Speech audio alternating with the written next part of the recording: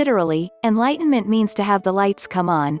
Emotionally, it indicates that you may have realized that certain attitudes or feelings toward life have held you back, thus initiating change. Intellectually, it indicates that an obscured answer has been revealed or a rising tide of new information has entered the mind. Spiritually, it indicates the restoration of one's consciousness to its complete state.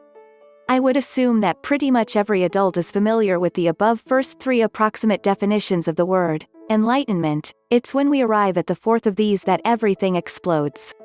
Human beings are delicately poised between two voids, one of darkness and one of light. Each void contains what I'll call lost essence, consciousness that managed to leak away due to being overwhelmed by the human experience of birth and indoctrination.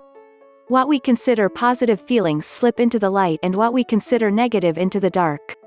We occupy a space in between, bound to physicality and thus to time.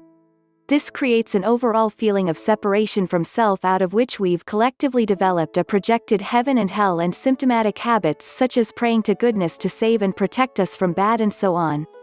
It's much simpler to see these polarities as being conscious on one hand and lost to consciousness on the other, and set aside the assumed realms and populace of light and darkness altogether. To define enlightenment, then, we are back to the literal meaning of turning the lights on. But turning the lights on, in this case means a shift in identification toward everything about you that's indefinable by thought or feeling. Your consciousness isn't bound by time, identity, belief, gender, or any manner of definition. Call it pure possibility. What we call enlightenment is a movement of self-awareness away from our temporary attributes and toward an indefinable, non-self. That is to say, it's still defined by self-existence and something of a cumulative presence, but that's about all.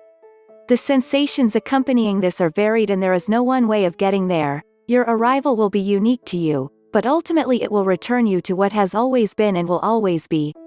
Consciousness is indestructible.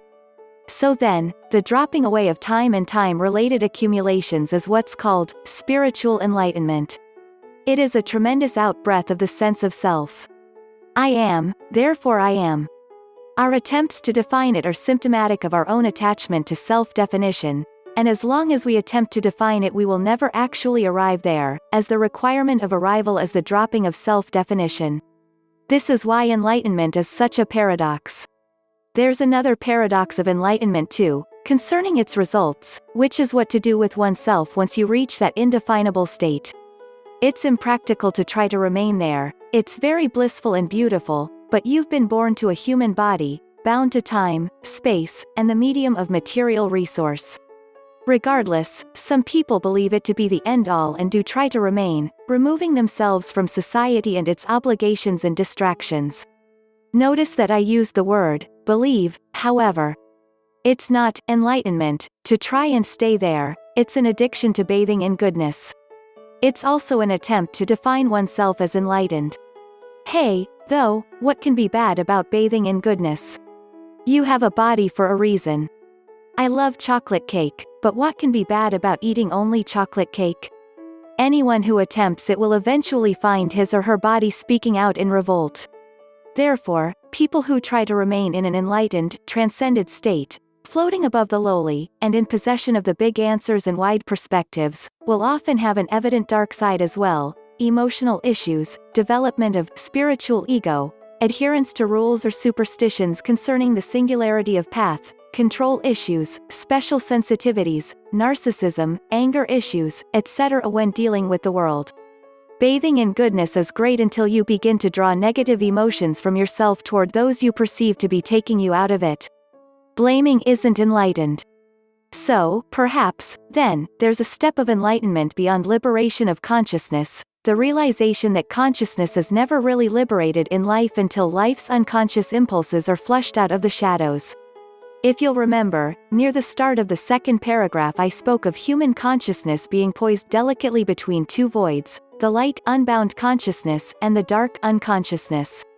Once you're identified with light, the path is now set to retrieve what you have lost of yourself in the darkness, which amounts to the embodiment of your enlightenment. The path of liberation becomes then a path of self-reflection, which becomes a path of deepening enlightenment, which extends to the social and cultural sphere and your contributions to life and is thus evolutionary. Enlightenment is the forging of all perceived boundaries and definitions of self, regardless of whether we are identified with darkness moving into light or light moving into shadow.